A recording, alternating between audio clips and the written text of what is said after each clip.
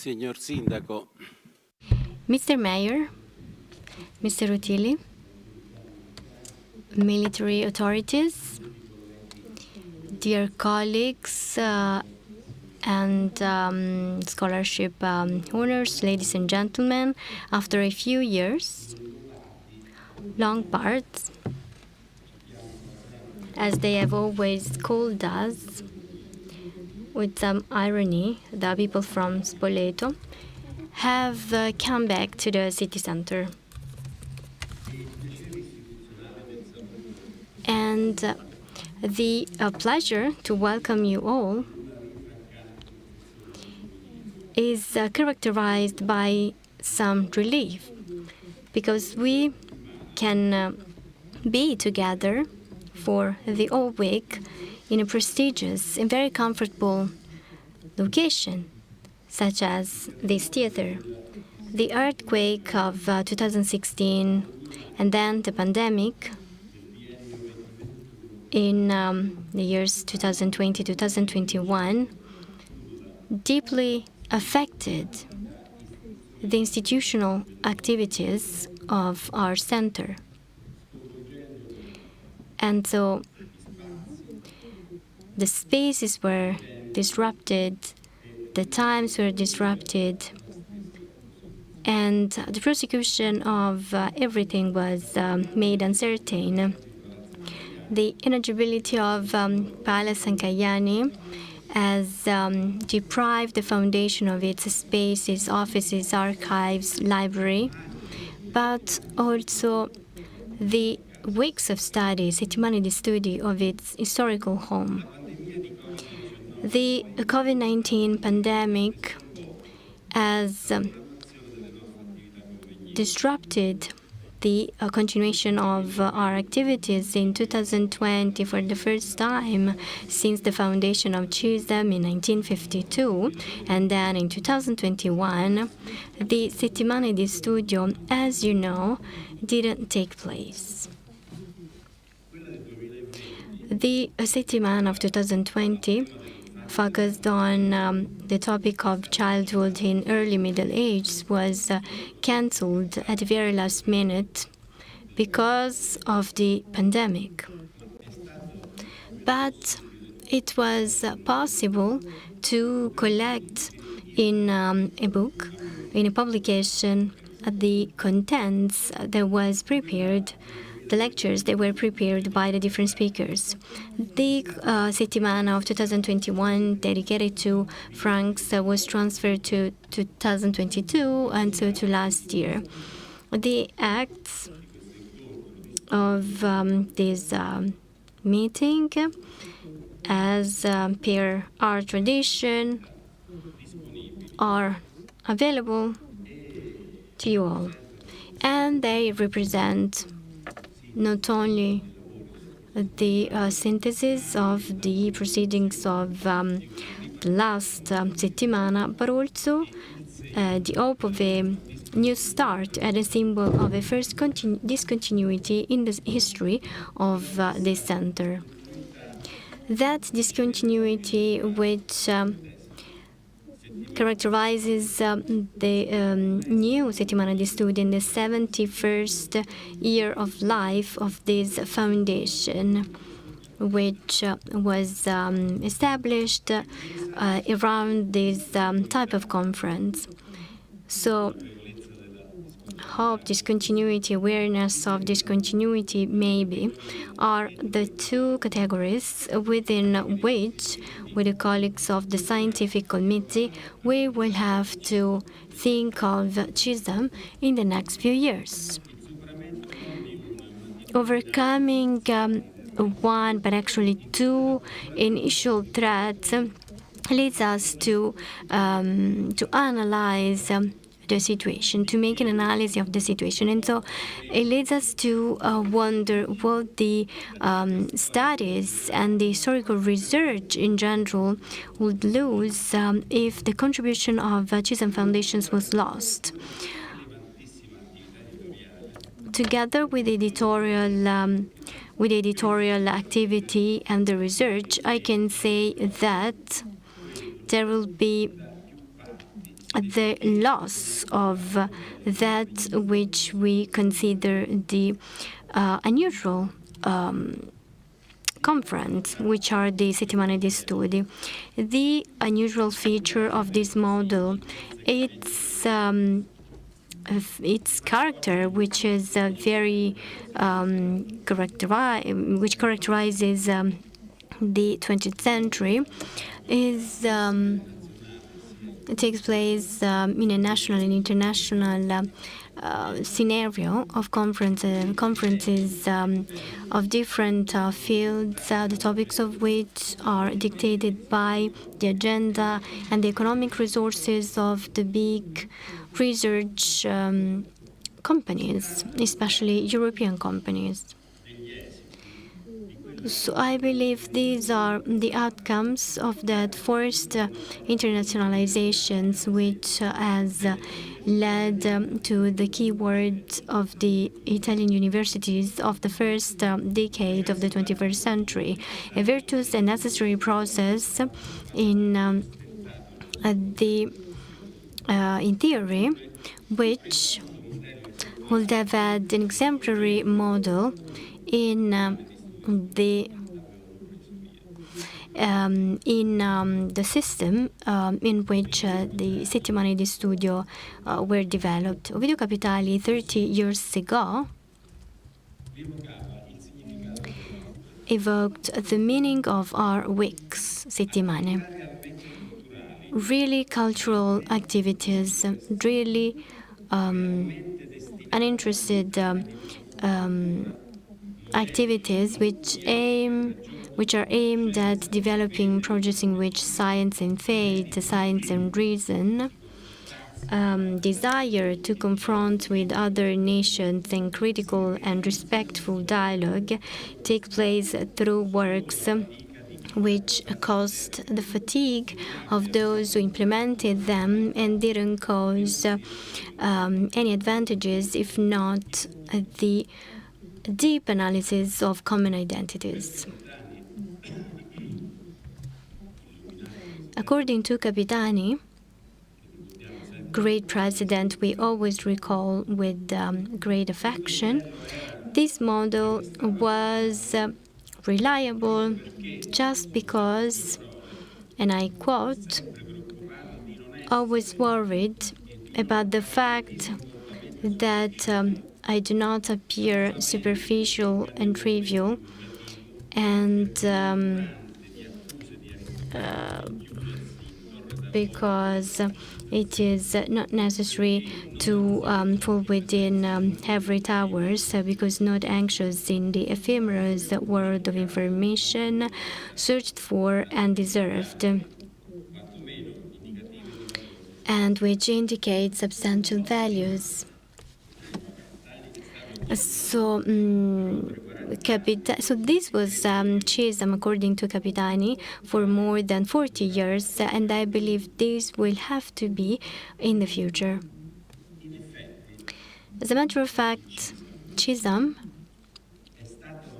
was what Capitani considered also for the next decades. With all the unexpected events and all the tragedies, we have reached this point. I believe, I strongly believe, like Capitani, that this mission has to characterize the liquid season of the years these years of 2000. So with the example of the work on the field, we can sustain the absolute value of the scientific rigor, the continued confrontation, exchange. This is necessary today more than last century. Scientific research does not travel through rigid and traditional media such as TV or radio, but in a space of disintermediation, which is made of an endless number, uncountable number of podcasts and posts on any type of social media. The Settimane of Spoleto and their model will be, just as they have been in the past, will keep being reference points for the world studies on early Middle Age. Together with these tasks, the digital transition of the Cisam activity is completing its journey. Also, especially thanks to the extraordinary competence and the commitment of our scientific coordinator, Massimiliano Bassetti. This process is fully accomplished. As for the transmission, dissemination, and archiving and the storage of the publication of Settimane di Studio, but now we also have completed the platform through which Cisam publication will be disseminated in digital format. It will be online and it will be functioning at the end by the end of April with the catalog, which will include all the previous publications. The same will go on with different modalities for the two main types of research promoted by the Foundation, the corpus of the early Middle Age sculpture and the Iscrizione Medieva Italia on the other end, which over the last few years had a very deep renovation. The most evident reflection of this is in the new directions and the most organic editorial committees. We are waiting that the relaunch they are experimenting will translate into scientific editorial outcomes which are up to the original mission. All these activities which Mr. Capitani connected to the roots, its roots. So we owe this, as he said, to our image. We owe this to our colleagues who passed away. And over the last year, unfortunately, we lost a historical voice, authoritative voice, a pillar of our Centro Studi. On the 4th of July 2022, Paolo Grossi passed away. Scientific counselor since 2000, a great historian of Italian law, Paolo Grossi was president, as you all know, of the Constitutional Court from 21st of February 2016 to the 23rd of February 2018. His opening lecture entitled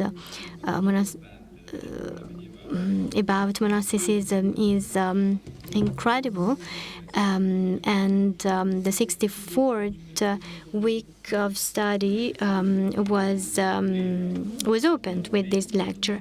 In his lecture, he ideally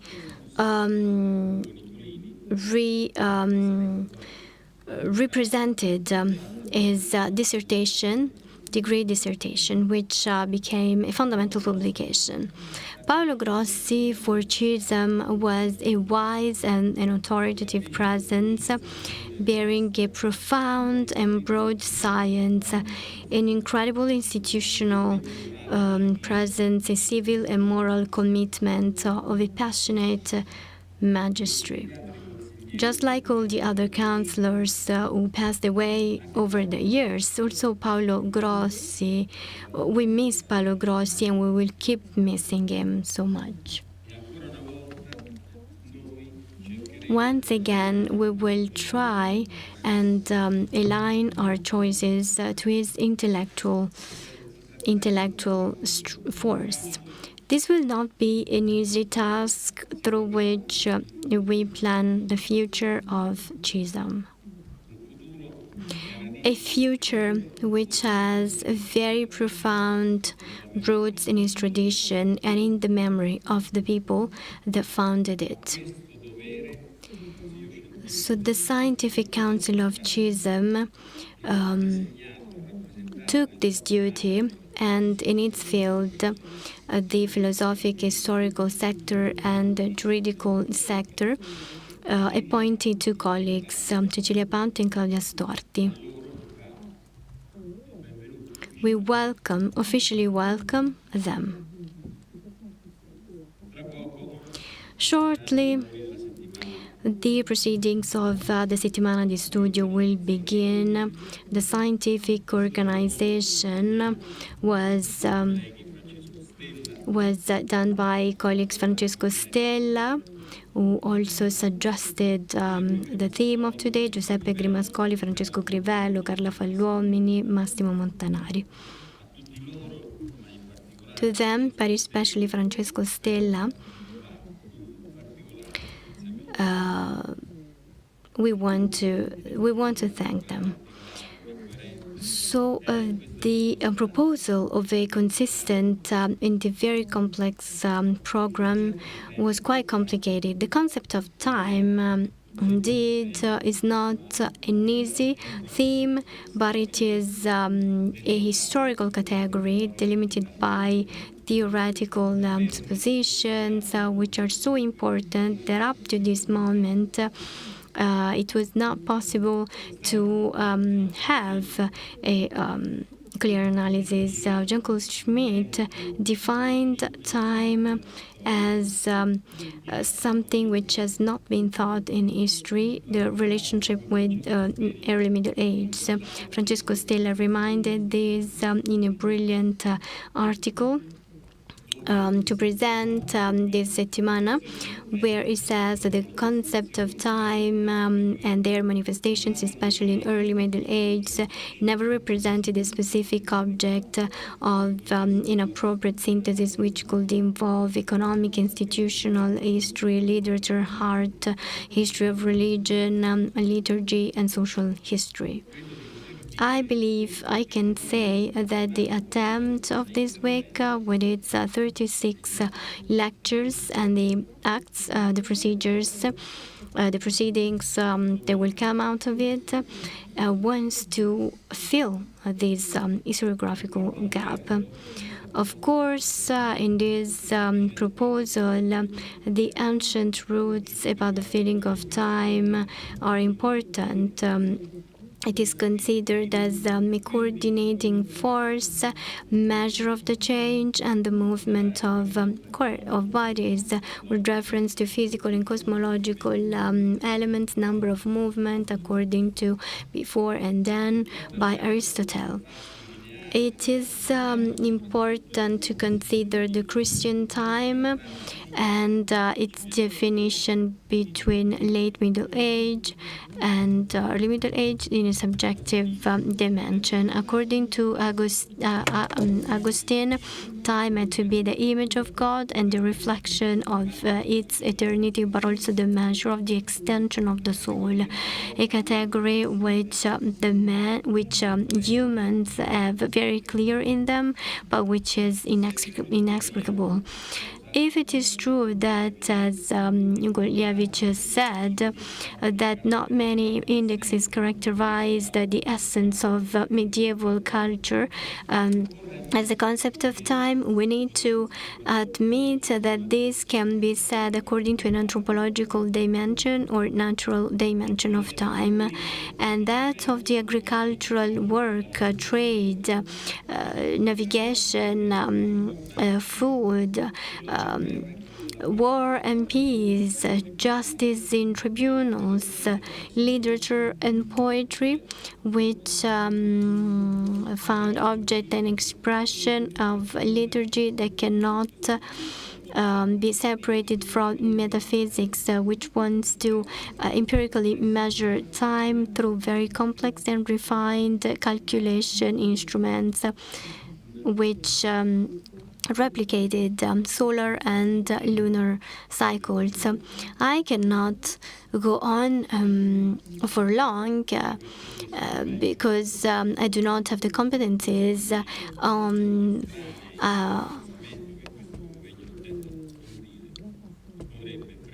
and Jean-Claude Schmitt will definitely define the frame within which all the lectures of the next 6 days will be developed.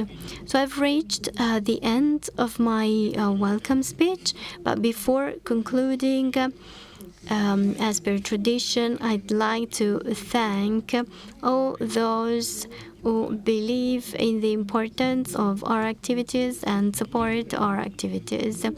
Two institutions, first of all, the Municipality of Spoleto and the Carispo Foundation.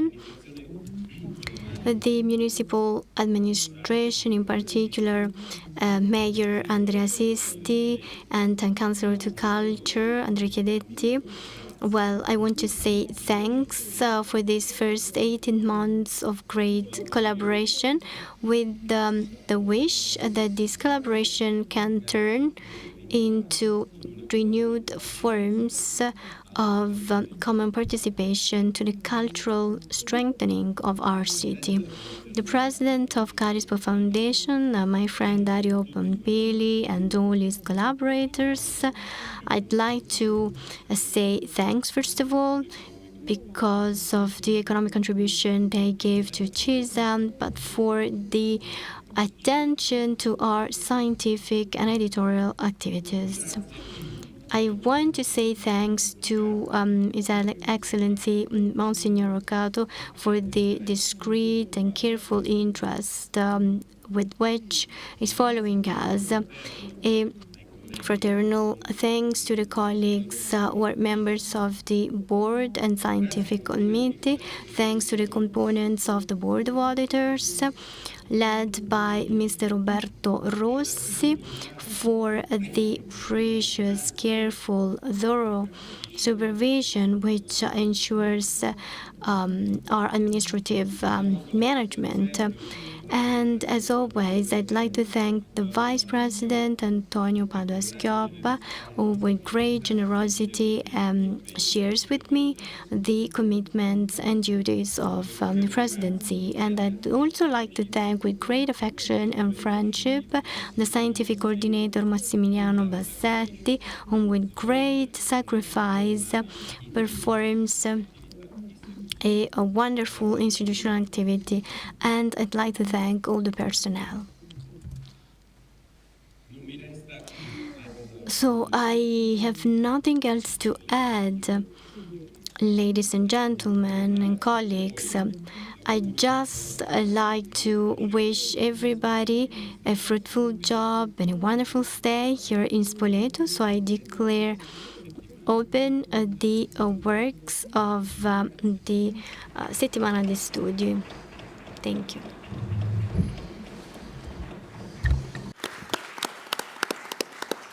Do ora la parola. Now I give the floor to the mayor, Mr. Andrea Sisti, for the welcome from the city of Spoleto. You have the floor. Grazie. Thank you, Mr. Chairman. Thanks, Enrico, to all of you. Thanks to the attending authorities, civil and military authorities. Well, this day, yesterday's day, the state police, the Perugia police representatives launched the first 171 presence on our territory by celebrating here in this square. I'd like to start from this moment of celebration, because this place where we are today, this venue, this theater, not only suits perfectly to cultural events, but it fully represents the scope, the dimension that our city, by definition, is the city of culture. It is very well known. And so we are working for this, and we want to work jointly with Cisam and other historical institutions of our city to build a new journey ahead.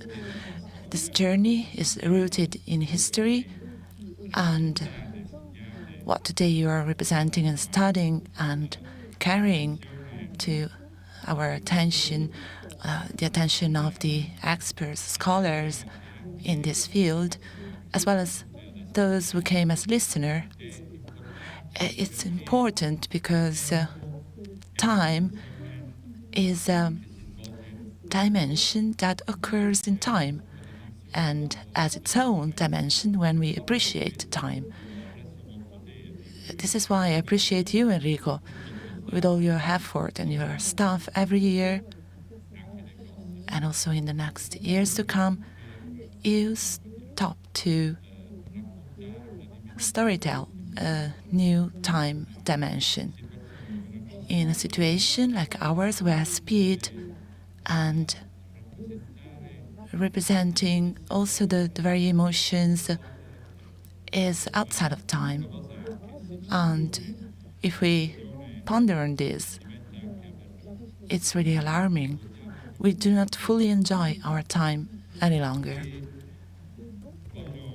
Let me reassure you, just as I said last year concerning the Ankayani Palace, that it has been financed and the planning is underway, and in a short time we will entrust the integrated works project and the whole square together with the Ankayani Palace and Liberty Square will regain the beauty they had in time, the functions that were represented in that palace and will continue in the future.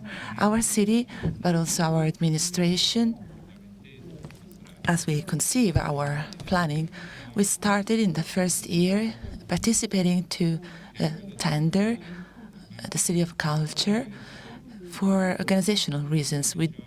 If we were to win this tender, to be awarded this tender, of course, that would have been very positive, as I have this competitive nature. But it's rather to give a new face to the city.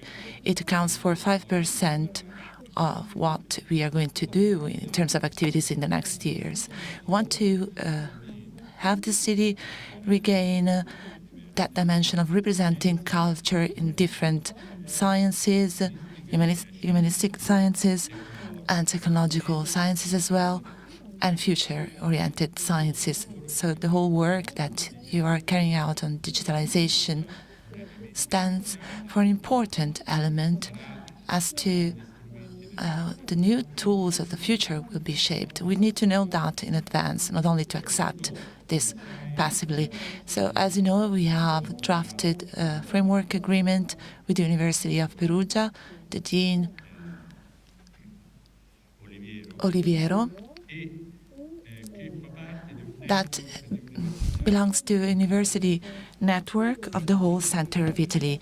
So research centers will be set up on digitalization of cultural and environmental assets, a center for technology applied to facilities and plants and solar energy plants. So this is one of the themes we are working on for a long time.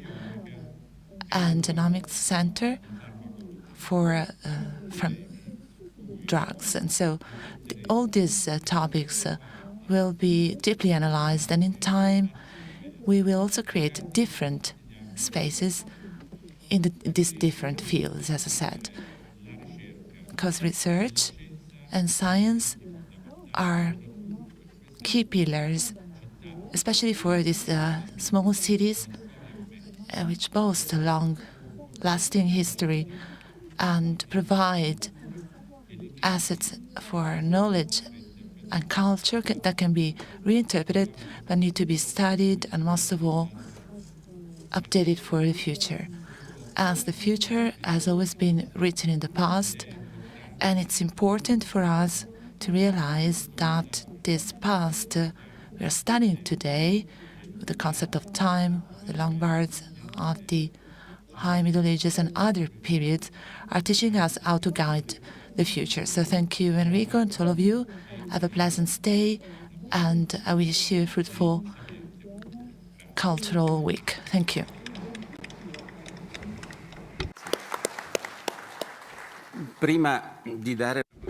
Before giving the floor to Mr. Rutilli, who is going to greet on behalf of the Archbishop, I would like to greet profoundly with all my affection Monsignor Riccardo Fontana, Bishop of Arezzo Cortona San Sepolcro and former Archbishop of Spoleto Norcia since 1996 to 2009, who, after 14 years, honored us today to attend the opening ceremony of this study week, thus showing an unprecedented care for Cisam, for us, the study center that he has always considered as his own center. So you have the floor, Mr. Rutilli. Let me thank Professor Minister for giving me the floor. I will be very brief. I greet you on behalf of His Excellency Monsignor Boccardo and wishes for these working days that are starting on the topic of time. I've seen the report by Professor Schmidt concerning Christian time, civil time, and liturgical time especially. I believe that this is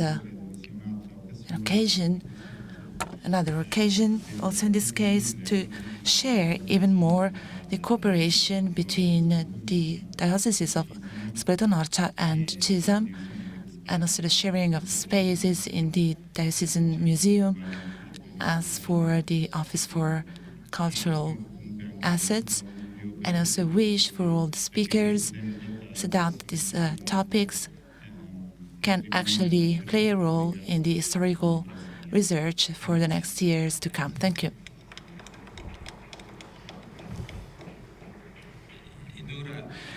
Well, now Professor Dominique Barthélemy is going to deliver his traditional speech greeting the foreign students who are attending this week.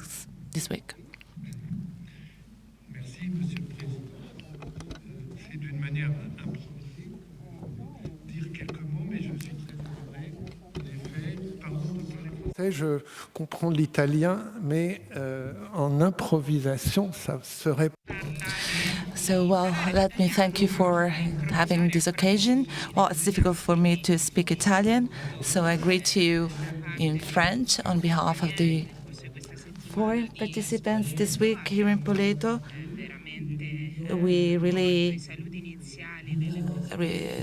welcomed the greeting speech by the mayor and the president, and I think that this week is very important for the whole world. These activities are extremely important and fundamental.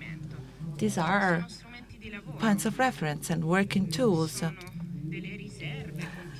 constant food for insights and work.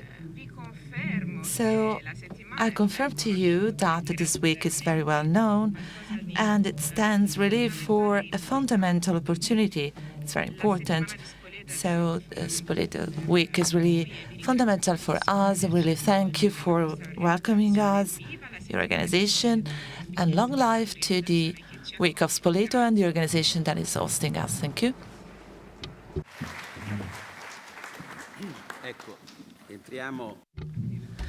Let us go straight to the scientific core of this week. Let me give you the floor to the speaker, Jean-Claude Schmitt, for the opening report. Thank you, Mr. President. Thanks to the mayor of this wonderful city, Spoleto, as really the world center, I would say, of Middle Ages studies, and especially studies on late Middle Ages. Let me thank the members of the Scientific Committee of the Cisam Foundation and the President, Francesco Stella, member of the Scientific Committee of this week, that has been dedicated to time and the rhythms in late Middle Ages.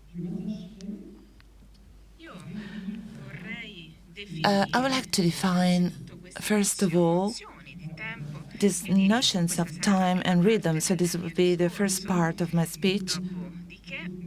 Then I would like also to invite you to rapidly dwell on the works of historians on these notions of time and rhythm, as time and rhythm are not only subject matters of historians, they really belong to their permanent practice and work. And history is based on this for everyone. Finally, in the third part of my speech, I would like to focus on 4 aspects that I think are essential as to time and rhythm in the early Middle Ages. This rural work that characterized these societies and the dualism, the cyclical, linear, and historical dualism of the concepts of time and rhythm in the High Middle Ages society. And third, this peculiarity, so to say, of this culture and civilization in the Middle Ages that was characterized by this bonding with the theology of time in the way of living time, which does not concern all societies to have such a theology of time, not only the time we live day by day. So, first of all, just let us think of the notions of time and rhythm. Time belongs to time itself. Time is within time, and the perception of time is changing over time. This is the key concept. And this is why, during history, we had different time regimes and historic regimes, so to say. There are some distinctions, dichotomies, mythical time, ancient times, pagan times, and big cycles like the mythological cycle of ancient times. We have a linear Judeo-Christian time, also related to the Bible. A modern time is connected to the discoveries, Newton's or Galileo's discoveries, and other breakthroughs that is oriented towards an abstract measurement of time, which is stronger compared to the Middle Ages time.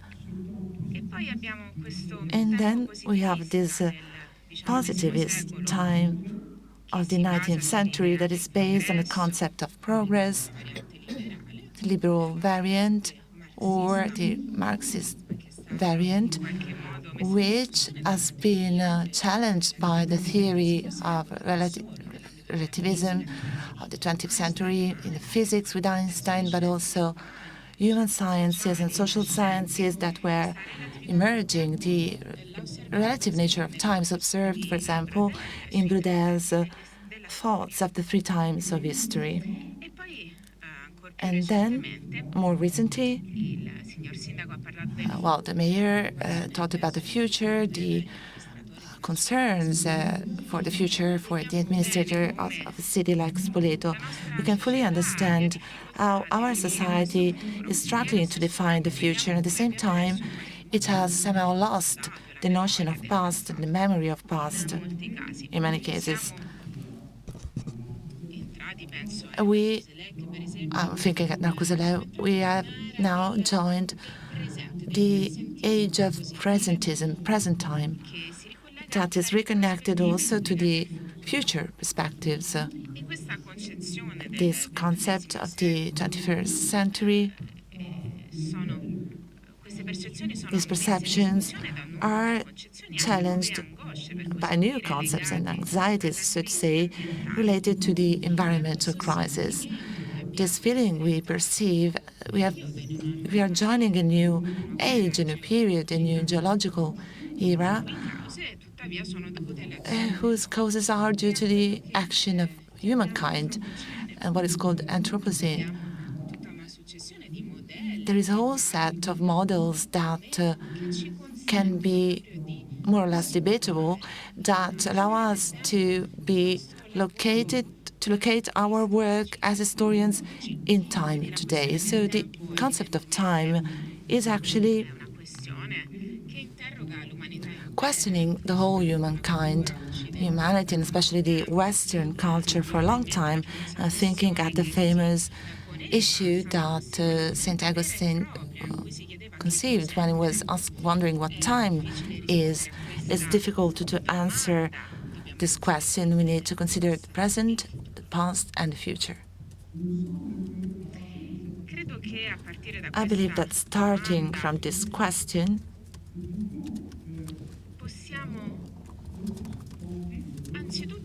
we can first of all try to rebuild the history of time concepts. Then we can try to understand how man lived through time. And third, we can understand how historians have tried to adjust themselves to define historical periods in any way. Archaeologists and through other methods that were used during history to better define time. And so the historian eventually shall narrate time in history in time.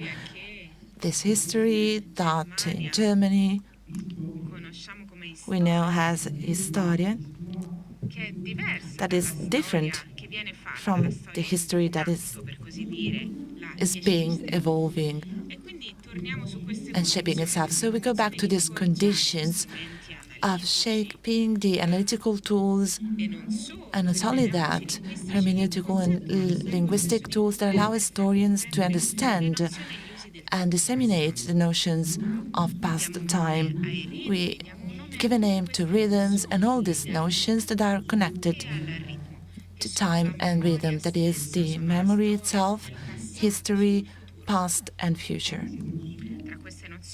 Among these notions, I have proposed in a volume, and the scientific committee has resumed this notion for the title of this week, the notion of rhythm, which is nothing new at all, of course. Historians have been talking a lot about rhythm, especially by writing, but just a few of them tried to define this notion. And now I'm referring precisely to this aspect. Just think the banal use of the word rhythm. We need to discern what is connecting time to rhythm and what is distinguishing time from rhythm. The first point is that rhythm and time are not always connected. Just think at the architectural time of this theater. It is timeless, but at the same time we have the rhythm in an abstract painting or in a timeless piece of architecture. And often time and rhythm are connected, and this is the most interesting point. Secondly, if we think that time is more essential, so to say, than rhythm, we need to have a closer look at the founders of sociology, of anthropology, like Durkheim and Marcel Mauss. It is the lived rhythms that do inspire in this way the conceptualization of time. So according to the work, for example, on the concept of year, that the rhythm of work, the rhythm of life, the shifts in the society are all reconnected to a certain concept of time. So rhythm is actually playing a fundamental role as a concept. Third, The word rhythm is dating back to the ancient times, rhythmus in Greek, and the Latin word rhythmus that St. Augustine used to recall in connection with the word numerus. This notion is very ancient, but it has changed its meaning in history. We can say that since the ancient times to the 18th century, it basically concerned language, music, poetry, in opposition to most of all metric poetry, Virgilius poetry. But I will go back to this.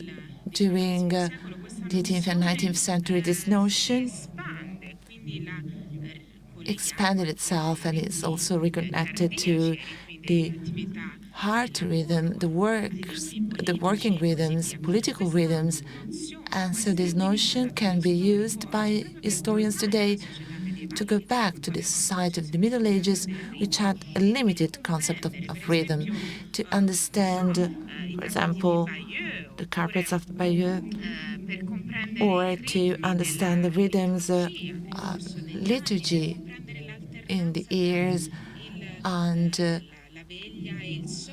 the rhythms of wake and sleep, work and celebrations, feasts, and so on. So rhythm is pivotal in a society.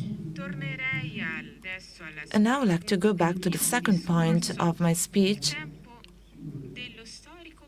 the time of an historian working on time. Spoleto's weeks are dedicated mostly to what we call the High Middle Ages. So here we have a certain subdivision of historical time that is raising some questions to historians. Let us analyze, first of all, this aspect. For the Middle Ages historians, they work on a long duration, and this phenomenon shall draw our attention. So we work on analyzing many centuries. Just think at the work of the experts on the modern or contemporary art who are working on one or two generations. As to our mindset as historians, there is a big difference that should be important for us in questioning time. The second point is talking about the High Middle Ages is assuming a subdivision of historical time. So there's a time connected to ancient times or the late ancient times, but it is maybe the end of the Roman Empire. And then we have a previous or subsequent time. So where shall we locate it? Maybe the Christianity, the 11th century, the East and the Greek. This is very interesting for historians, and we need to be cautious in answering to this question related to this subdivision. So just think at the specificities of the High Middle Ages in contrast with then the demographic expansion, the economic growth, the Crusades, and the times of the universities, and the urban renovation, and also the time of new concepts related to the future. Just think at Gioacchino di Fiore, the apocalyptic concept. And so we have this phenomenon that is gradually taking shape. And so we have this course in history. Beyond this, the concept is that there shall be no ruptures in historical time, no fractures, no brutal and sudden breaks. It's sort of layering. Different layers overlap without time changes. So we have sorts of blocks that are called not contemporary blocks, non-contemporary, contemporary. So we can live in the same time, but we can belong to different time blocks. So we have the concept of time and history that is fundamental for the works of historians themselves, for the awareness we can have in the city of Spoleto of the actual presence of historical time. Third, for historians, there is the issue of terminology related to time, what we call chrononym. It's quite simple. It's the early Middle Ages or Moyen Age in France. The etymology is the same.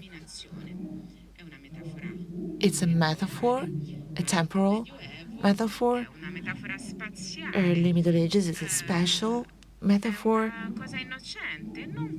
It's not naive at all. Just think at other metaphors in other languages. In French, we talk about Moyen Âge central or Central Middle Ages. So we have this aspect that is related to the chronology, chrononym, that bears meanings of representations of history, and historians have to be fully aware of these metaphors. Finally, we have the most essential aspect, that is defining the very features of this High Middle Ages time. We could refer to Christian time, but this would not be enough. I believe that we truly need to reconnect the concept of time to all social realities of the time. This is fundamental, especially the agricultural nature of this time. And so this is the first point that I wanted to articulate. And as I said, the second item concerns this cyclical and linear dualism of time in the Middle Ages and more in general, but of course dwell on the High Middle Ages, and then the issue of the theology of time. The third part of my speech concerns agricultural time. First of all, in the societies of the High Middle Ages, there was a perception of time that was necessarily related to the land, that is constantly present as a primary source of wealth and power. In this time that we call natural time, even though there was nothing natural, men were depending on the rhythm of day and night, with no other possibility of having lights rather than candles or torches, and the rhythm of seasons. They were depending on the changes in weather and the proximity we're going to talk about in a short time of the word tempus and tempestas, the time going by, the time that is creating. Well, this is very important.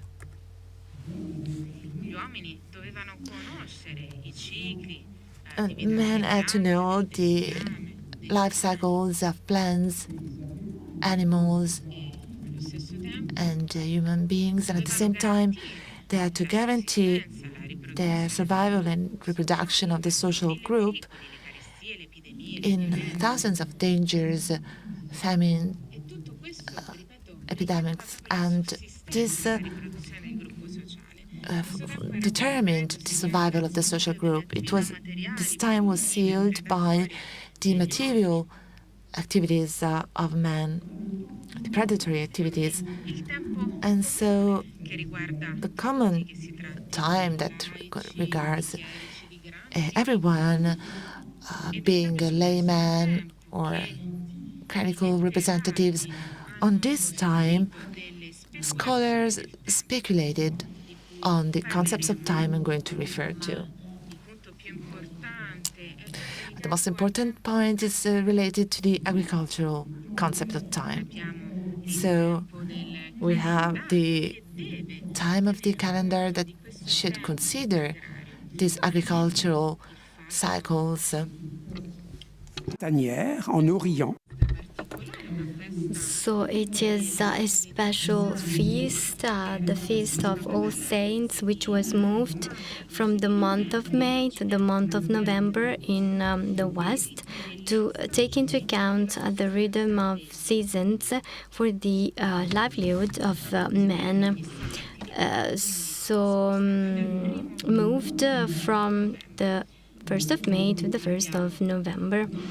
We have the names of the months in the Christian calendar, which are related to pagan deities. You know that Charlemagne wanted to find vernacular names for them that were better adapted to the rhythm of the seasons and the agricultural work of the different months, such as winter month for January, winter manot, or Brahmanot, a month of fallow land for June.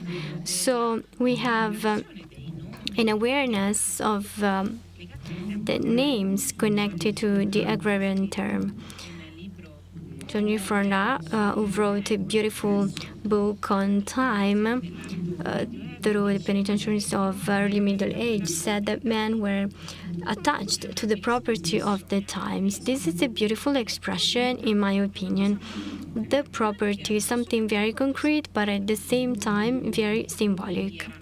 So they were connected to the cycles of the moon, the phases of the moon, and somehow they put together the notion of time and the notion of tempestas.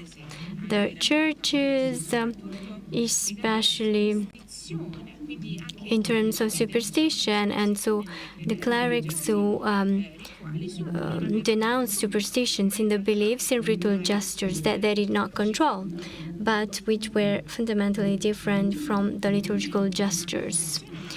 The ecclesiastical calendar, we do not find a fundamental difference. Once again, we find the superstitious aspect connected to the practices of time, the observance of time, which was not possible to control.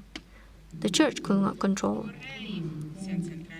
Without getting into the details, I'd like to recall great important texts of early Middle Ages which talk about this common time and also this selective attitude, sometimes repressive attitude of the church. I'm thinking of Caesarius of Ars or Martin of Braga, who knew the observance of the Day of Moths and Mice, as we can see in their expressions, who tried to convert celebrations considered pagan or superstitions into Christian festivals. It was the case, for example, of the masquerades and the strene of the Januaria, of the calendars of January, replaced on January 1st by the Christian festival of circumcision, or the Februaria, replaced by Candlemas, purification of the Virgin, and the ritual fires of the summer solstice, dedicated to Saint John the Baptist on the 24th of August. But the way in which ecclesiastical condemnations were tirelessly recopied, for example, in the penitentiary of Pseudo Theodore or the Indiculus Superstitionum, the letters of Saint Boniface in the 8th century, the Corrector Sive Medicus by Burchard of Worms, of the 10th century, and the decree by Gratian on the 12th century, demonstrate the inertia of traditions, as much that of the so-called popular culture as that of the ecclesiastical writings. Second point,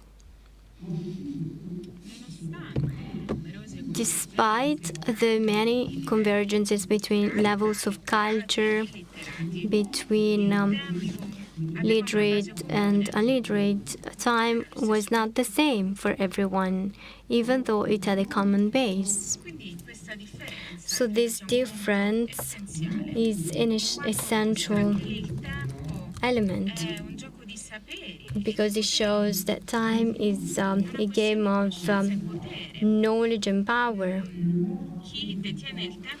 Those who have time have power on the society, and this goes beyond the church. It is connected to God itself, but I will get back to this. I will go back to this, especially about St. Augustine.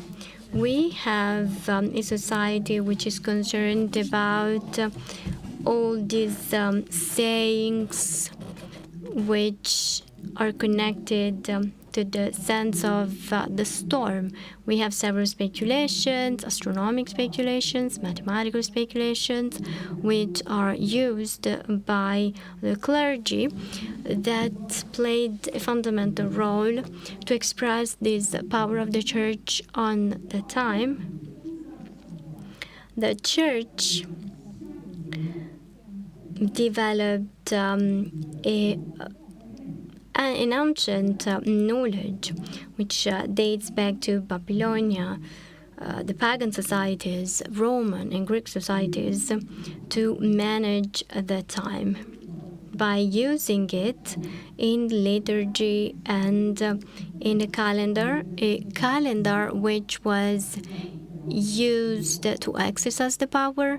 Let's think of the calendar by Rodovans, but also the exercise of the liturgy connected to the church, and so the fact that some feasts were established during the year. Starting from this, the religious obligations of laymen were established, who contributed to give time its concrete element of participation in religious feasts, fasting during Lent, and especially Lent or Lent, because we do not only have Easter Lent, we also have Advent and the long phases of abstinence, sexual and food abstinence, which contributed to the demographic growth in the society. We also know the rules and the practices which were very different. So we recall the penitentials that I already mentioned, and Florent spoke about them too.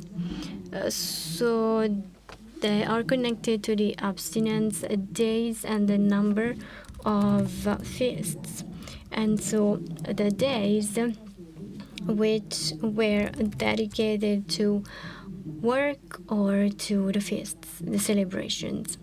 So this is connected to the society of early Middle Age. So this observance of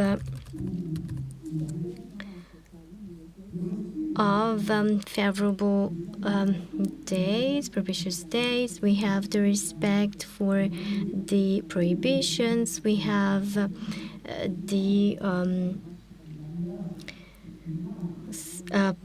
celebrations that express the cycles of the year or the life of individuals, birth, baptism, for example, marriage, funerals that the Church tried to include within the framework of the sacraments. So all this draws a fluid and continuous time, but also a fluctuating one, characterized by moments of greater or lesser intensity, but not a rectilinear and equal time or abstract time, but a concrete time. Gurevich recalled the probable relationship between the Anglo-Saxon word tid in modern English tide, which means the movement of the tide, and the word time. So a circular movement, the image of a cycle turning on itself, rather than that of a straight line, is essential when one seeks to imagine this time. So it is with the wheel of fortune, which Boetius defined in the Christian culture during the 5th century in the De Consolazione Philosophiae. Promise of a great success. This is what was said beyond the Middle Ages. So this image echoed the words of Ecclesiastes: there's nothing new under the sun.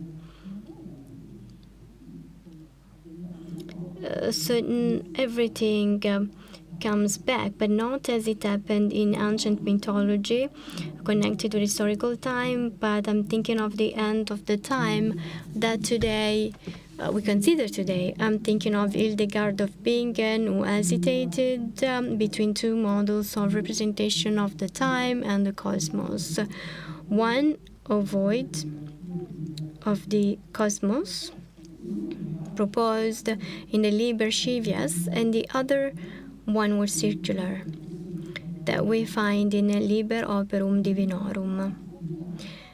So she ended up judging the latter preferable because it best expressed the circular movement of time and the rotation of the moon, which she called the Mother of Times, Luna Mater Temporum. The phases of the moon depend on the tides, the flow of menstrual blood, the rise of milk in the womb of young mothers.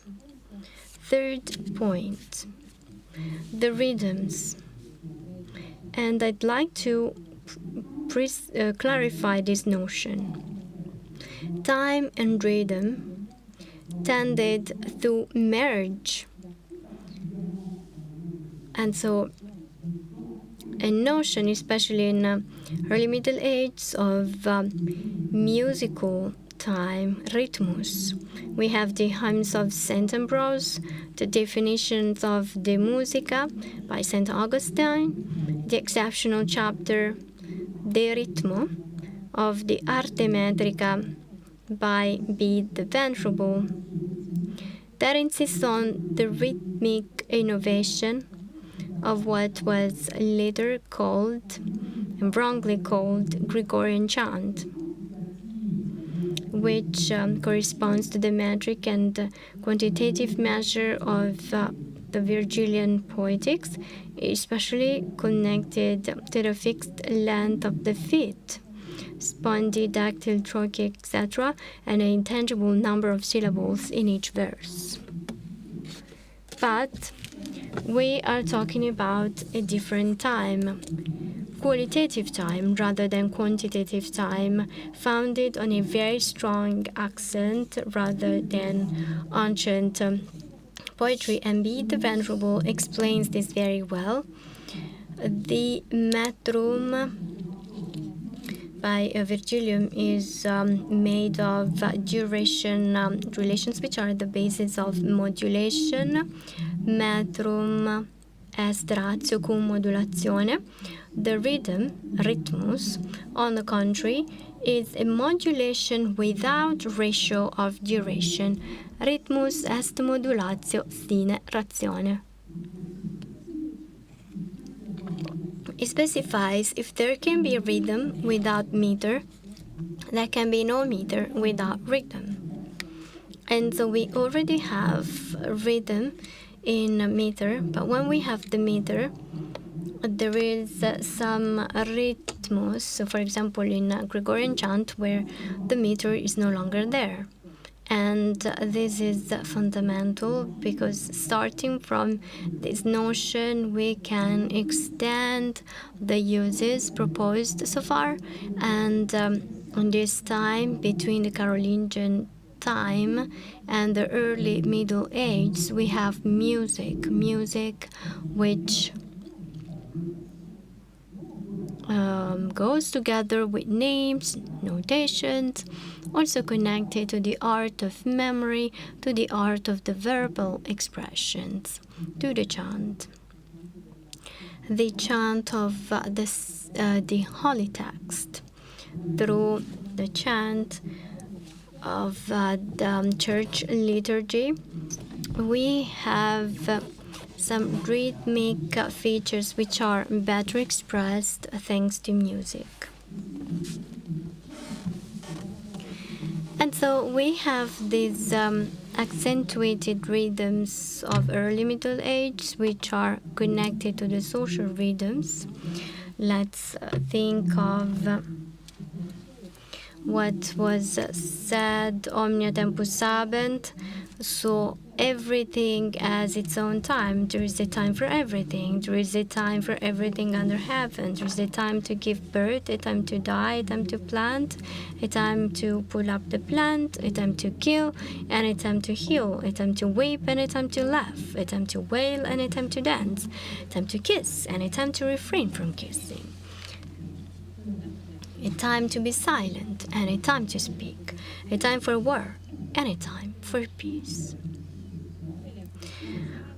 All social activities obey this rhythmic time of early Middle Ages. And we might multiply the examples. Let's think, for example, of the rhythm of the monastic life. We could provide a lot of examples on this point. There are two indicators of time connected to this temporal time of early Middle Age, which will characterize all Middle Age, but which are formed in this time, which we call early Middle Age. First of all, we have the non-mechanical clocks, the clepsydra, the water clock, the sundial, the graduated candles, which measured the passage of time rather than measuring the duration. And I believe this is fundamental because it is connected to a feature of traditional societies, archaic and primitive societies. Anthropologists well demonstrated it. So marking time, marking the rhythm of time, this is something essential. And all these non-mechanical clocks, I repeat, of the early Middle Ages, which the text referred to. I'm thinking of Charlemagne and King Alfred play a very important role.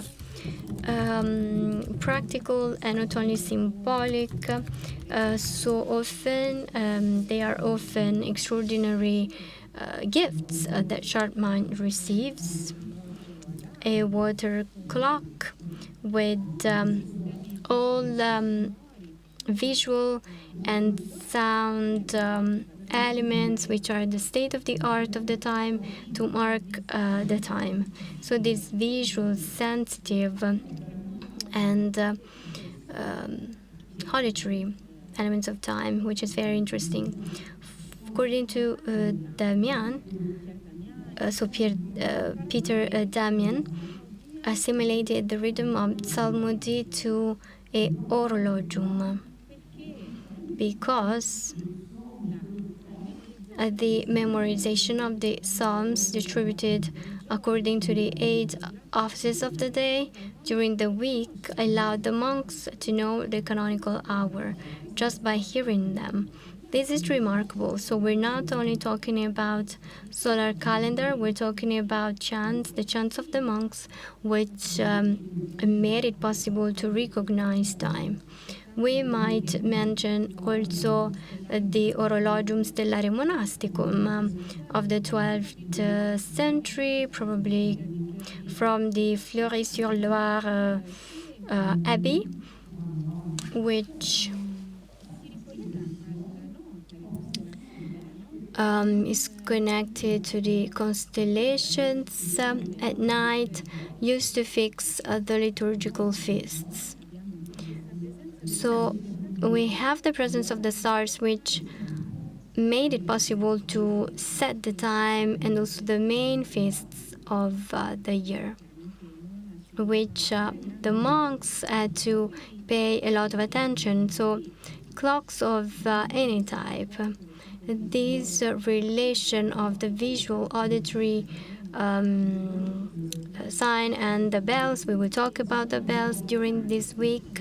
So the bells were not a Christian invention. We also find them in the East much earlier, and they developed thanks to the Signa, thanks to Benedict, all mentions the Signa starting from the 7th century. We talk about bells, and during the following century, we know that campana in Italian comes from campus. Gregory of Tours is a witness of this sound of the bells. We talk, for example, about Ordo Romanus during the 10th century, which is connected to many aspects. We have the big churches, which start to use big bells, the tricornicum, for example, made of 3 bells, or 6 or 12 bells, campana, for example, Mainz. And when we talk about campana, we have to mention the extraordinary technical treaty by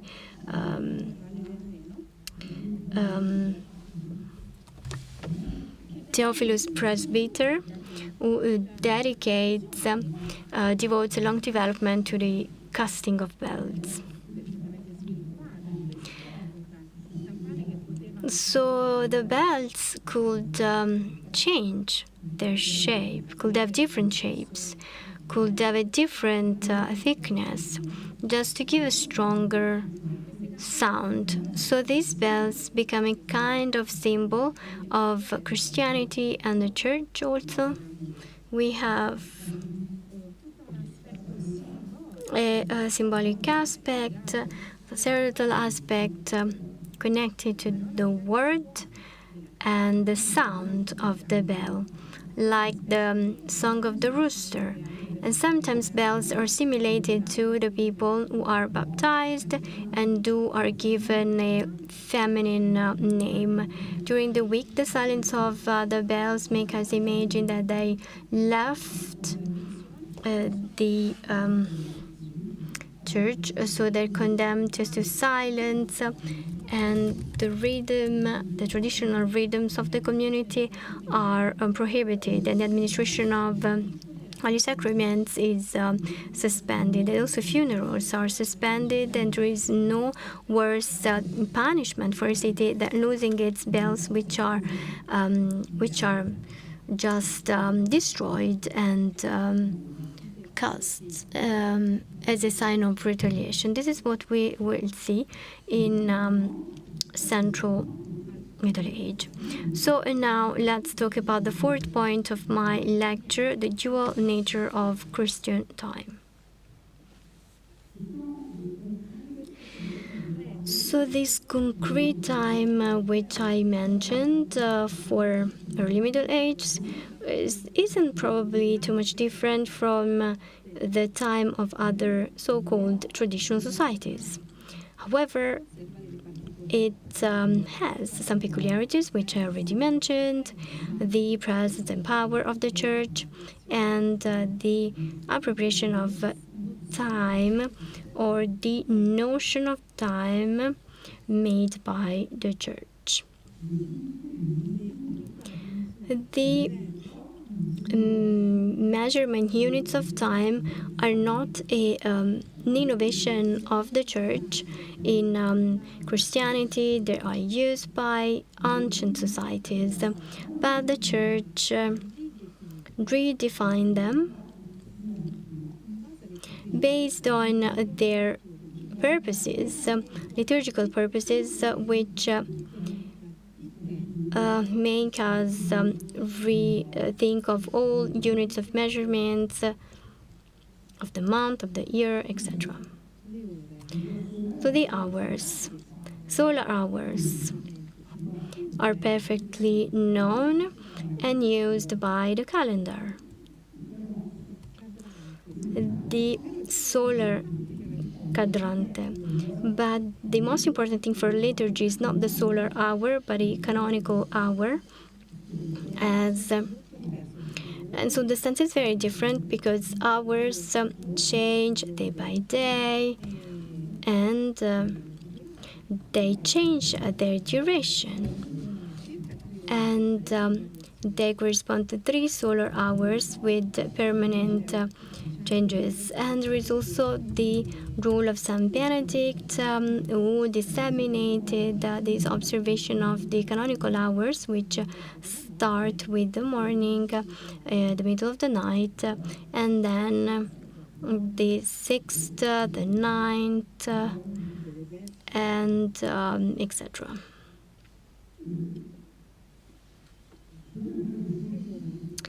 So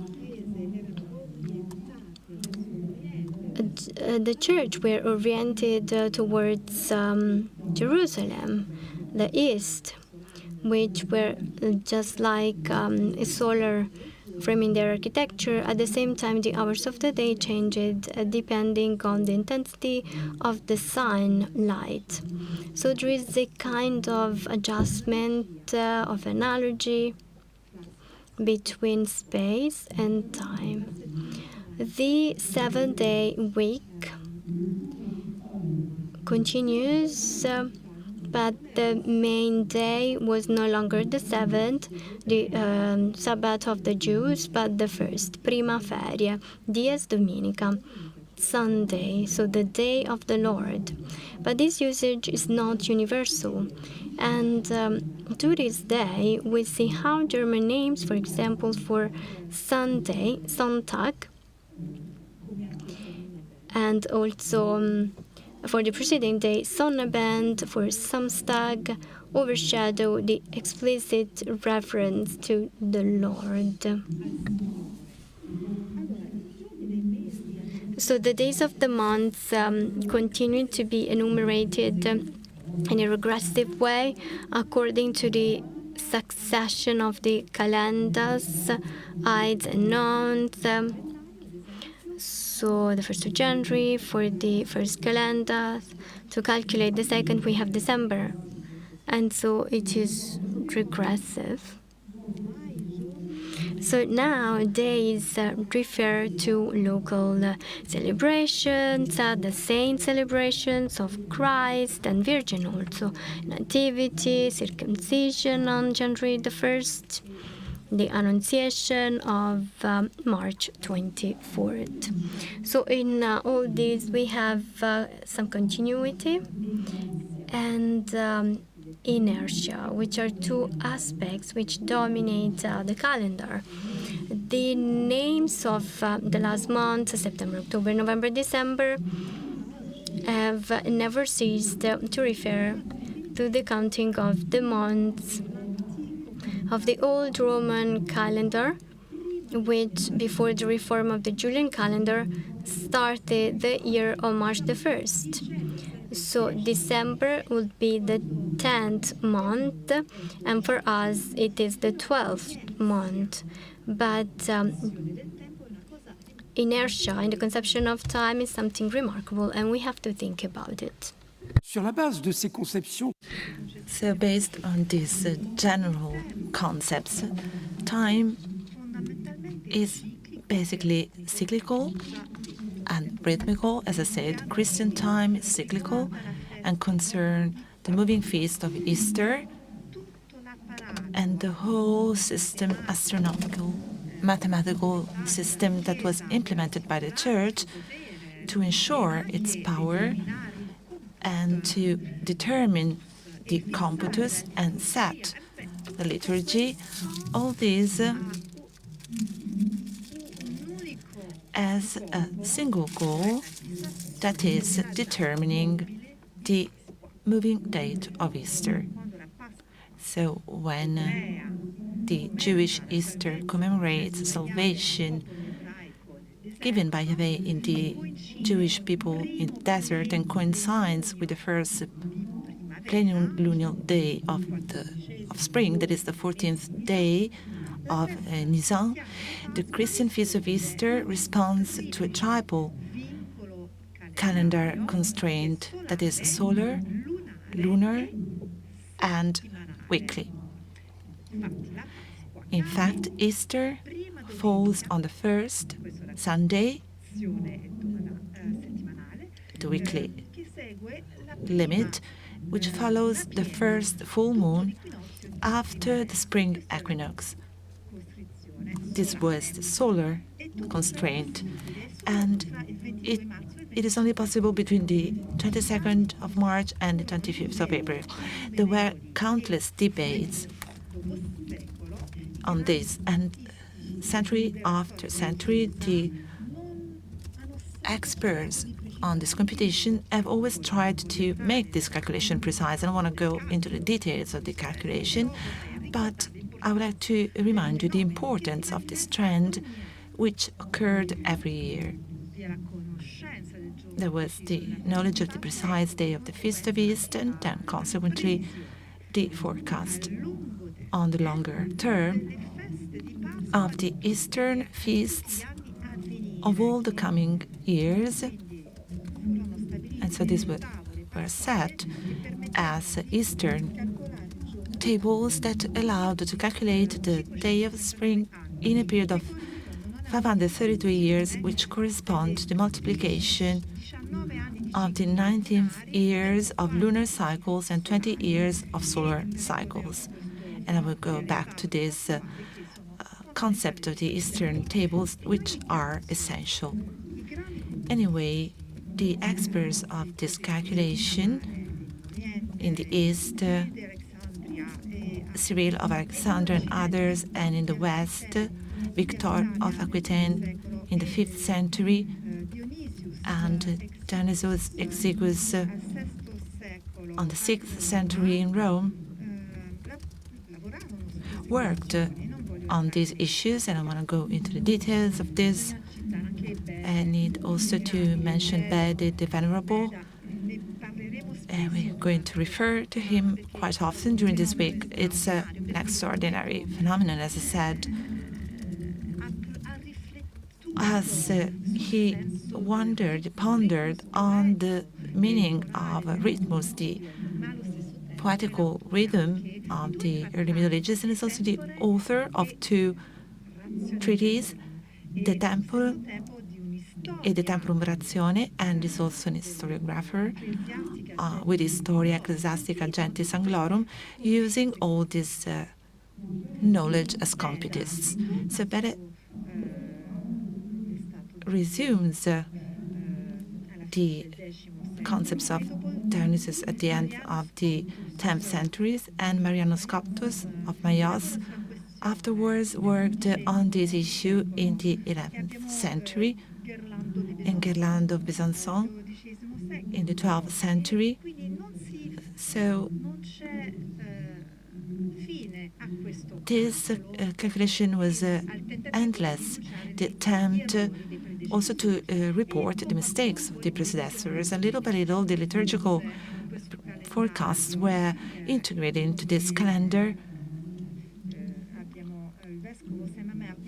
As the Bishop Mamère of Vienne in the 5th century established certain criteria. These were the 3 days preceding the Ascension. And at the 12th century, we have the Feast of the Trinity that falls on the following Sunday after the Ascension, falls after the Pentecost Sunday.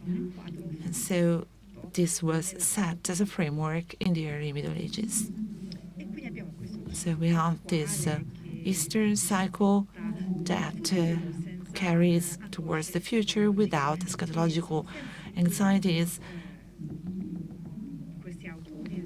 For these authors, of course, who managed to project themselves 532 years afterwards, from the 11th to the 16th, 17th century. So it's a matter of a very passionate phenomenon anyway. The essential part is the articulation of all these temporality criteria, feasts that are set or moving, changed, astronomical cycles, lunar or solar cycles, the extension of time in history, and the constant reproduction of the liturgical time year by year, and everyday activities. All this gives its fullness to the Christian anthropology of time. Second aspect is that this time is not cyclical, it's a linear time. There is a linear historical dimension. St. Augustine denounced that when he criticized what was called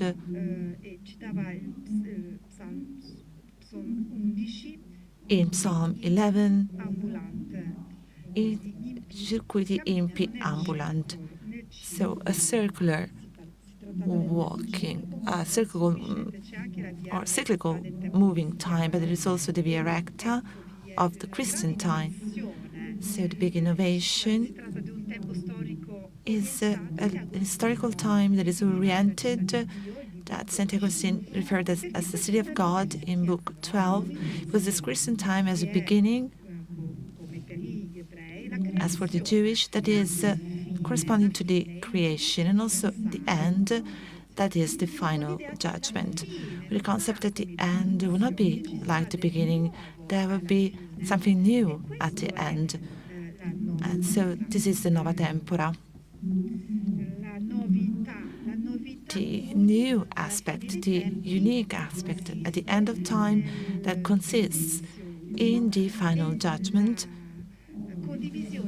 the final sharing, melting of eternity, of the damned ones, and the salvation of the elected. But during this long time, this oriented time, the Christian innovation is epitomized by incarnation. The time as a center, as a hinge that provides a meaning to time in its wholeness. The incarnation is the driving force of the Christian time, separating the Old and the New Testament. So this chronology dominated the history of other peoples, the pagan ones who did not access to the knowledge of Jesus Christ. This oriented time is rhythmic, defined by the succession of reigns of ages.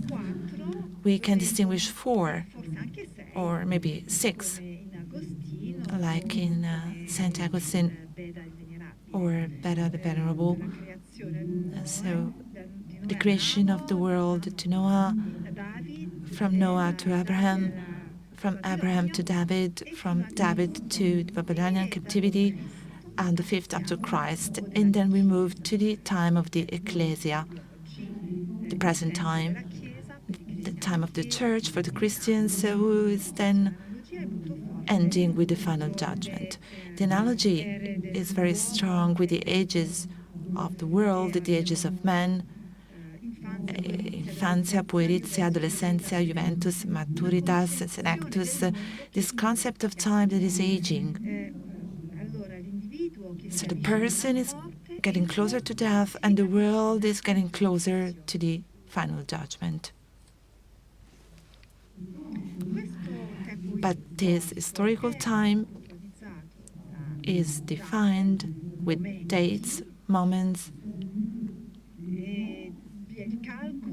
There's a calculation of time from the creation of the world up to the death of Christ, 5,228 years. We have Bede Venerable, who corrected Danzus the Little, who used this date to calculate the time lapse between the foundation of Rome, ad urbe condita, and the birth of Christ in 743 after the foundation of Rome. Anyway, there is this tendency to relate all this timing to the incarnation, Anno ab incarnatione Domini or Anno Domini, the Christian date that was introduced little by little in the practice of the Acts in the 11th century. There was the need to date paper acts like Alcune Genone. And this is regardless of the issue of the beginning of the year. This is open. The Julian style of the 1st January, talking about Martino de Braga, set the starting time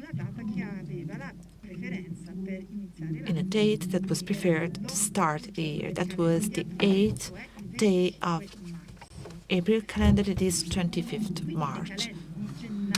So the January calendar were marked by this remembrance of the pagan feasts. So there is a reiteration of this pattern. In the 16th century, only then the 1st of January imposed itself, and much later, in 1550, the European monarchies started to appear on the 9th of August in 1564 with the decree of King Charles IX. So there was this evolution to the Gregorian calendar. And so there was an agreement for the new Gregorian calendar with the solar astronomical cycle. As you know, Protestants resisted this Pope decision, even though from the astronomical and mathematical point of view, it was perfectly grounded. So on this basis,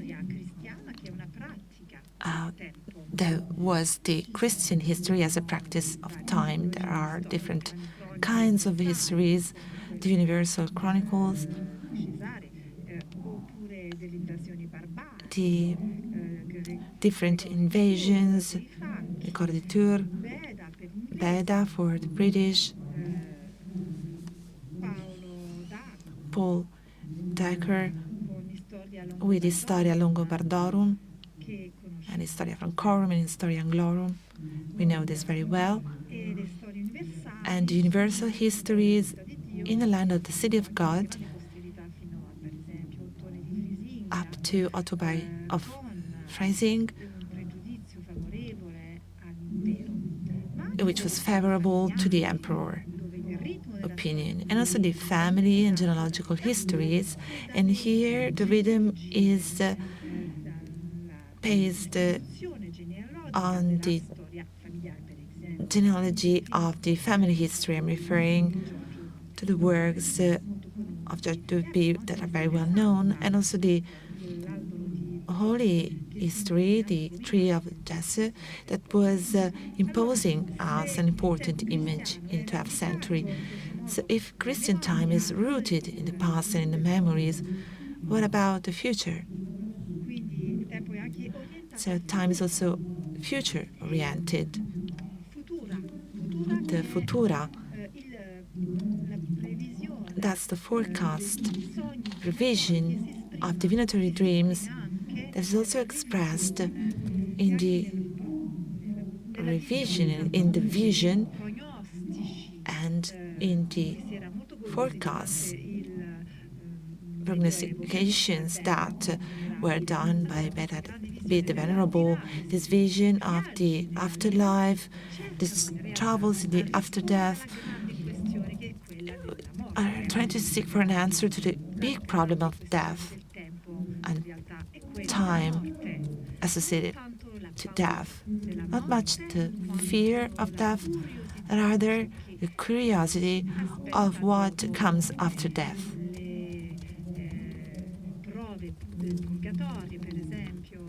The different purgatory tasks, or for the Christians, and the fear of hell. And so during the week, we will take opportunities to talk about these visions of Triton told by Bid the Venerable, of Veti,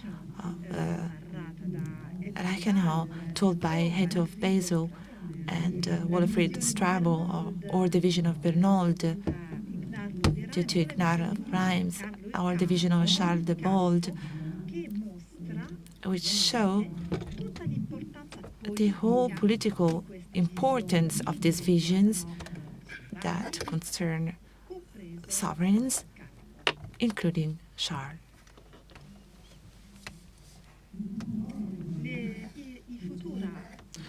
The futura, of course, are most of all this waiting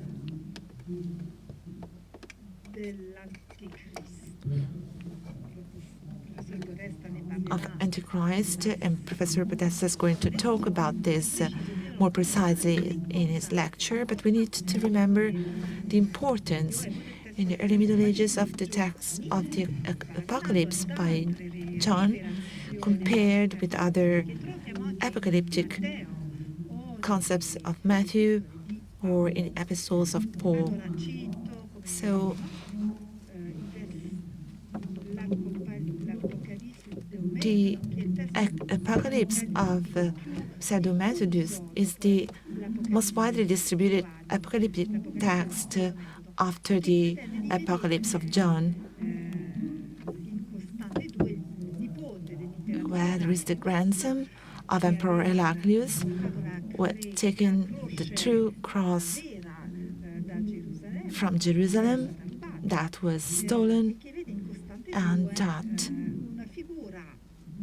attaches attention to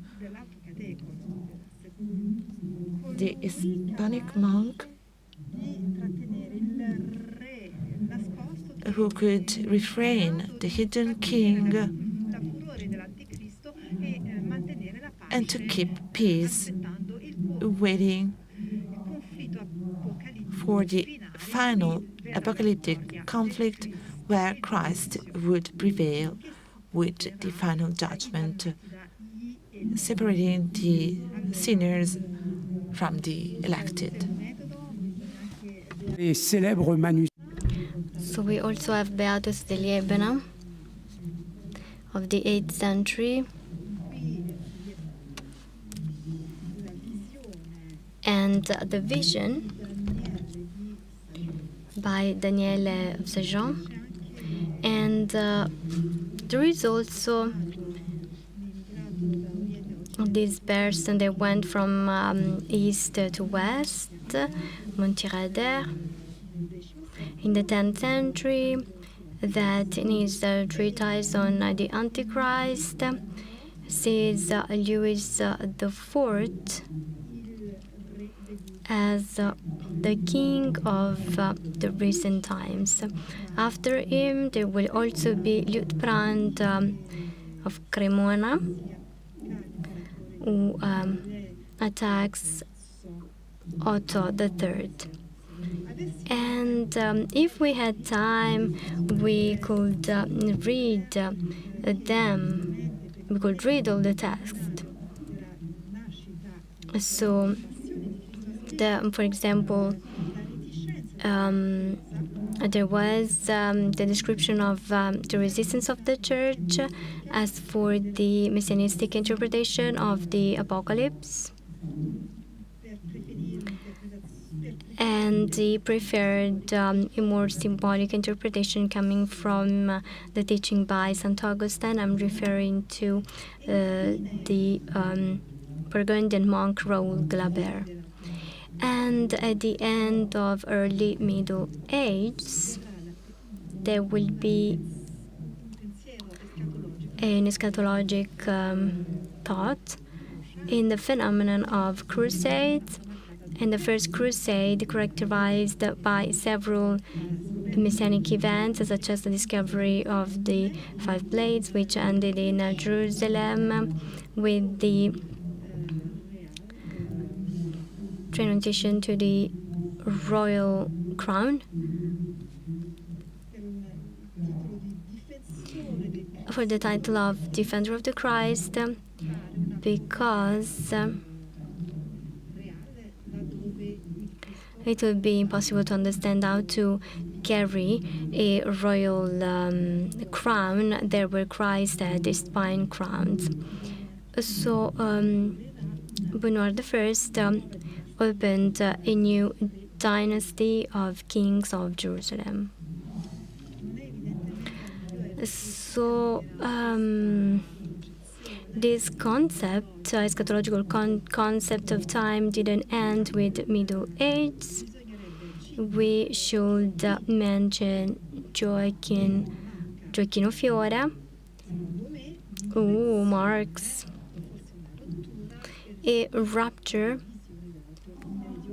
about the visions of early Middle Age. And so I'm getting to the fifth part of my lecture. Another great peculiarity of this time is the development of a Christian theology of time. So the presence of a theology which is not indispensable, or the time experienced in a society. Of course, we think of St. Augustine when we think of the theology of time. St. Augustine placed time in a radical way. Time is the creature of God, and eternity is out of time, and it belongs to Christ only. Tempus versus aeternitas. We know the foundation of the Christian concept of time, book 12 of St. Augustine, City of God. And certainly from this, St. Augustine opposes the Christian time to Plato time. So the time of Pythagoras and the secular pagan time. He repeats it several times. The eternity of God could not be measured by time. Before God created the day, there was no time. So time, according to St. Augustine, was not created in time, but with time, since movement began with the world. So, time is therefore not measured in relation to the movement of the sun, the stars. It is by the Spirit that we measure time. Time is not material. Time, as Gurevich has written, Augustine separates himself from Aristotle on this point. It transforms the concept of time into an interior psychological state of man. It places in the foreground the life of the soul and its salvation. And so we have a profound change of the hermeneutics of time. Hellenic theology, Alexandrian theologists tried to think of Christianity in a temporal way, in a conformity with the Greek rationalism. Augustine opposed this, a kind of return in history, human history. And we find this concrete character that I mentioned at the beginning, interpreting the myth in history rather than the opposite.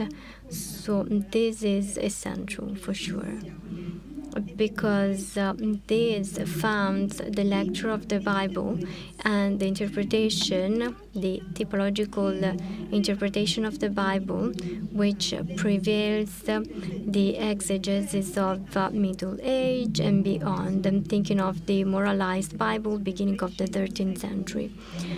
So this is what Eric Auerbach has shown, the figurative interpretation of reality. But on this point, Auerbach doesn't So he opposes Richard Lepois, who insisted on the historicity in St. Augustine of time, and he was not wrong. But until when? Until where? For Auerbach, the parallel of the New Testament is not a matter of chronology of history, but a matter of symbolism which abolishes time, on the contrary. And so I'm thinking of a tension between historicity and symbolic exegesis. And this is the basis of the Christian culture, classical culture, and not only. Let's think of the anachronism of the medieval painting. The fact, not only the painting, the fact that in the 11th century, during the Crusades, Jews were massacred in Cologne, in several places. Because so they were contemporary Jews who had no responsibility, direct responsibility in the death of Christ.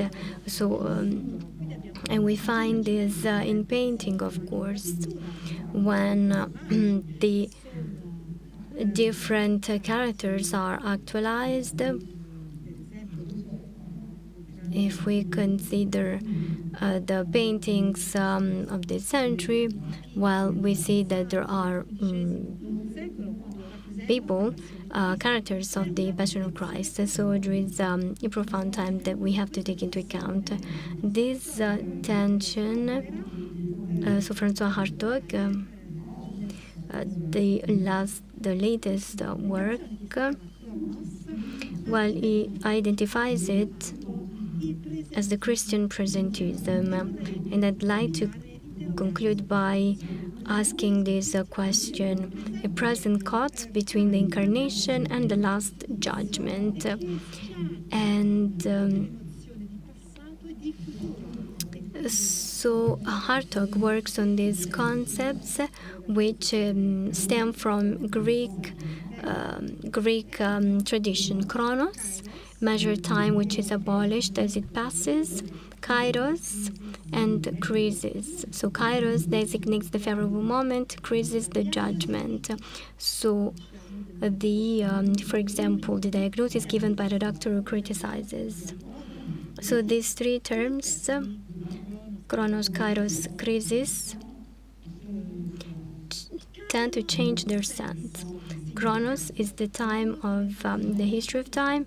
Kairos identifies itself as the time of the end, which includes in particular the 1,000-year peace preceding the unleashing of the Antichrist. And krisis has become the end of time, the last judgment. So this reflection, very interesting, very rich reflection, which is based on the gospel, the ancient text, and also the historians of the early Middle Age up to the 12th century with Auerbach or phrasing. So this book is an original contribution in our debate, in our reflection on time, which poses a few questions. And the first one concerns the vocabulary, because this word comes from ancient Greek, and it is relevant. It must not make us forget the term of the civilization we're talking about, the Christian civilization of early Middle Age, or as I said, the essential times are tempus and aeternitas of St. Augustine. Words like evum, aetas, saeculum, tempus prevails by far as a word to indicate all-time phenomena. So we can not think that the reduction of the Latin vocabulary to tempus had consequences on the way of thinking about time in the Latin West among the clerics or the literates or the scholars of that time. Once again, It was the opposition between time and eternity that was primordial, or to put it in another way, expressing the omnipotence of the Creator over time created by man and serves men's lives. It was only in the Middle Ages that men began to conquer this time, to appropriate themselves of this time, dominating and speculating on the market value of time, thanks to the bills of exchange, usury practices, loans, building mechanical clocks or non-mechanical clocks, or buying indulgences in order to shorten the time spent in purgatory. And so again, we have a justification, a rationale for this distinction between the early Middle Ages and the Middle Ages. And my second question concerns the place of the Christian regime of historicity in the larger whole of Christian time that I've tried to rapidly outline in its complexity here before you. So Christian time, with all its uses, especially in the early Middle Ages, with the ways of thinking, and is actually more vast than the simple but already complex regime of historicity. Christian time is not limited to the unfolding or universal history between creation, incarnation, and the final judgment, which is already by itself immense, and it is rather woven of 1,000 tensions between time, rhythm, lived time and memory, linear time and cyclical time, Christian presentism and historical dynamics. Time is a whole temporal landscape in movement of an inexhaustible complexity. Thank you.